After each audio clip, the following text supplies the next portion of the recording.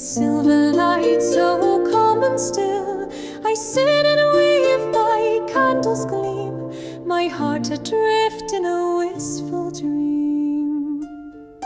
The air is thick with whispers near, yet none are thine, my love so dear.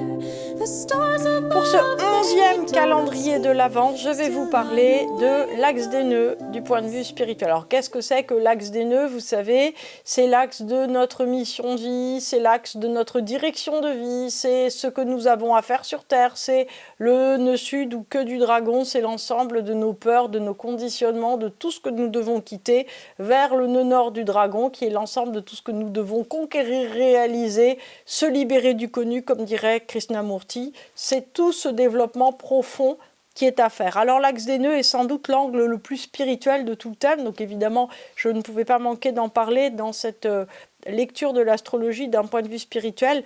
L'axe des nœuds parle de notre chemin d'incarnation. Donc qu'est-ce que c'est qu'un chemin d'incarnation? Ça répond en fait aux questions: d'où venons-nous? D'où venons-nous? Qu'avons-nous à dépasser, à accomplir? Quelle est notre zone de confort et le lieu où nous n'évoluons plus? Qu'est-ce qui nous reste à conquérir en fait dans cette vie? Alors, d'où venons-nous? En fait, nous venons d'une histoire. C'est ce que dit l'axe des nœuds. Nous venons d'une histoire, nous venons d'un karma, disent les Indiens. Nous venons en fait de... d'une histoire que nous allons avoir, on va dire, à remettre comme Pénélope, à remettre, on va dire, sur le métier pour la retisser à nouveau. C'est-à-dire que nous allons devoir faire autrement quelque chose que, nous avons entre les mains. Nous allons devoir écrire autre chose avec notre potentiel, nos capacités, nos talents. Qu'avons-nous à dépasser et à accomplir? Alors nous avons à dépasser nos conditionnements, nos habitudes, nos peurs, nos zones de confort. Ça correspond à la queue du dragon au nœud sud. Qu'avons-nous à accomplir? C'est notre nœud nord, c'est-à-dire que c'est un petit peu comme Indiana Jones, quand il essaye de traverser un ravin. Il marche sur un pont qui n'existe pas encore et c'est à mesure que ses pieds se posent que le pont apparaît. J'aime beaucoup cette image.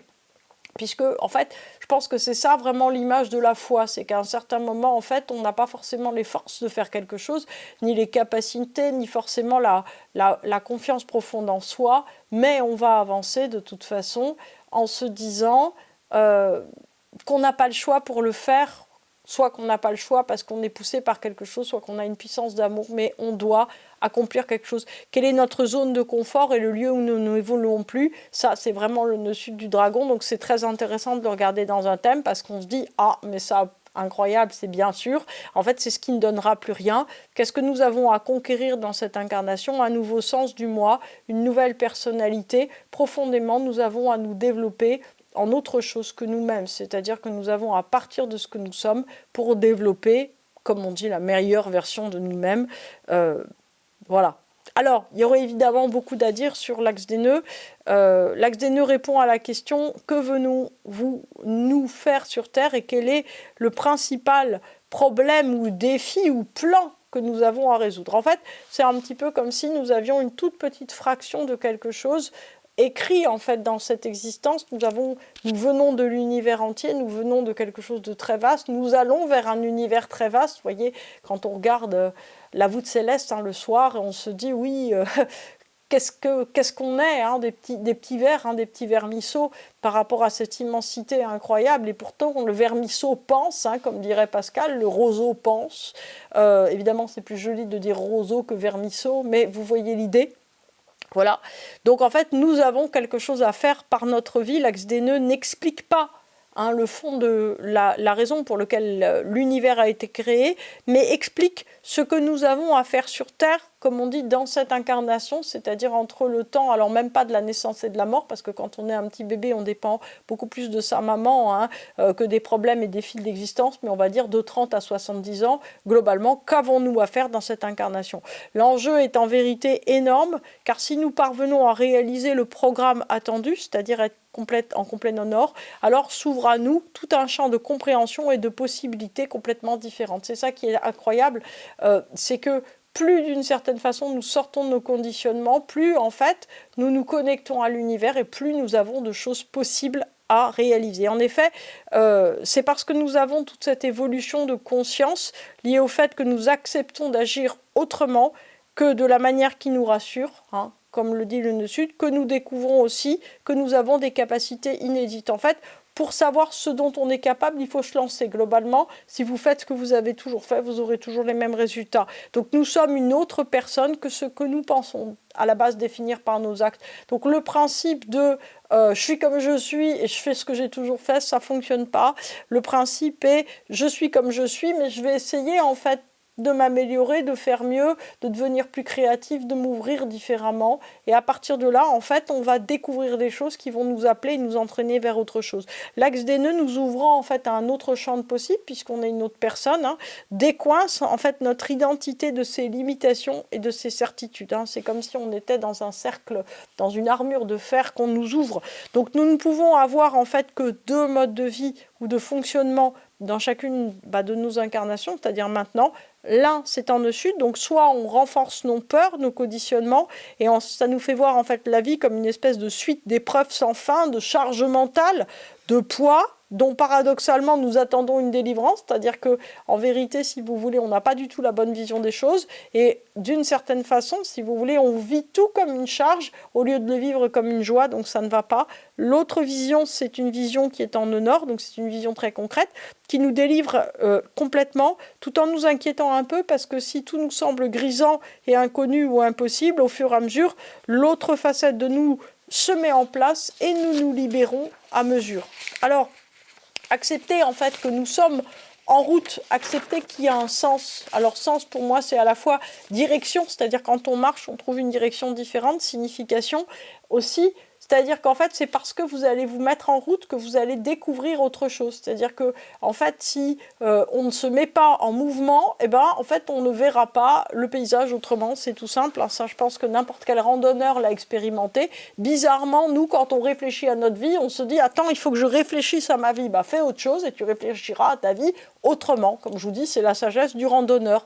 Donc donner une vastitude à notre quotidien ordinaire en comprenant qu'il englobe quelque chose d'incroyablement plus vaste. Si votre vie vous ennuie, c'est peut-être très dur à dire, mais c'est vous qui la rendez ennuyeuse, je suis désolée de le dire. C'est-à-dire qu'en fait, tout peut être absolument intéressant. En fait, il suffit de penser que ça devient à un certain moment intéressant. Si vous êtes, j'allais dire, en lien avec des gens, mais trouvez-les passionnants ou trouvez la raison pour laquelle ils peuvent être passionnants. Si vous avez la possibilité, même si vous êtes malade quelque part, vous avez un livre, vous avez la possibilité de vous dire cette phrase que j'ai lue, je voudrais qu'elle fasse une différence pour moi, c'est un truc incroyable, etc. Moi, je sais que tous les soirs, je m'endors en essayant de lire une phrase, soit tirée d'un livre religieux, soit d'un poème, soit de regarder une œuvre d'art, et je me dis, cette œuvre d'art, en fait, elle va m'accompagner dans mon sommeil, elle va me rendre meilleur. Et en fait, qu'est-ce que vous mettez à l'intérieur de vous? C'est ça qui va faire la différence. L'idée, en fait, c'est d'accepter que nous venons sur Terre pour réorienter notre vie. C'est-à-dire que il ne s'agit pas de faire quelque chose qui dépend uniquement de notre bon plaisir, il ne s'agit pas de profiter, d'être uniquement dans le bien-être, mais de correspondre en fait à un élargissement du soi, un élargissement spirituel, à des réussites, à une expansion du champ de conscience. C'est-à-dire que ça permet de vivre notre vie à un niveau qui donne du sens. C'est-à-dire, est-ce que votre vie, elle a du sens moment après moment? Et c'est cette capacité en fait proactive d'acceptation et de développement de tout ce qu'on fait qui est susceptible de nous rendre heureux. Donc comprendre et accepter le process d'incarnation, c'est être reconnaissant d'être en vie et donc miser sur le cœur. C'est quoi le cœur? C'est l'ouverture, c'est la curiosité, c'est l'envie d'aider, c'est l'envie d'appartenir, c'est l'envie en fait de vivifier tout ce que vous vivez. C'est une action dharmique, comme disent les Indiens, probablement en lien avec le dharma, donc faire ce qui nous correspond et non plus ce qu'on se croit obligé de faire. En fait, la différence entre une charge mentale et votre vie, c'est un peu comme l'article la déclaration d'une vieille dame que j'ai lue un jour dans Ouest France, puisque j'habite en Bretagne. Elle disait, oui, c'est vrai, j'ai plus de 90 ans. Tous les jours, je m'occupe de mes poules, de mon potager, j'allume le feu, je fais moi-même mes yaourts, même mon pain, etc. Et heureusement, je ne sais pas que c'est une charge mentale. Heureusement que je n'ai jamais su en fait que c'était une charge mentale de faire tout ça chaque jour. Comme ça, j'ai pu le vivre en vivant un vrai bonheur. Et c'est ça, en fait, qui est très important. C'est pourquoi la vie quotidienne sera une charge mentale et pas la télé, en fait, et pas les applis. Vous voyez? C'est-à-dire que pourquoi est-ce que vous ne vous dites pas que le téléphone est une charge mentale qui vous détend avec Netflix ou je sais pas quoi, plutôt que de vous dire que la vaisselle, c'est une charge mentale. C'est merveilleux de faire la vaisselle, on fait du propre, au moins on fait quelque chose, ce qui n'est pas toujours le cas avec Netflix.